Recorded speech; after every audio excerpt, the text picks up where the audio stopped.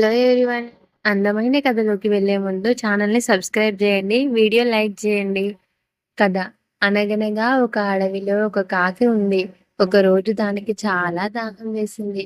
ఆ రోజు బాగా ఎండగా ఉంది. ఆ వేడికి కాకి గొంతు పూర్తిగా ఎండిపోయింది. ఎగిరే ఓపిక కూడా లేదు. నీరసంగా నీళ్ల కోసం వెతుకుతుంది. చాలా సేపు వెతికాక కుండలో నీళ్లు కనిపించాయి. ఆశగా ఆ కుండలో కాకి ముక్కు పెట్టి చూసింది. కానీ నీళ్లు బాగా అడుక్కు ఉండడంతో కాకి ముక్కుకు అందలేదు. కానీ తెలివైన ఆ కాకి ఓటమి ఒప్పుకోలేదు. చుట్టుపక్కల పడున్న రాళ్ళనన్నీ తీసుకువచ్చి కుండలో పడేసింది.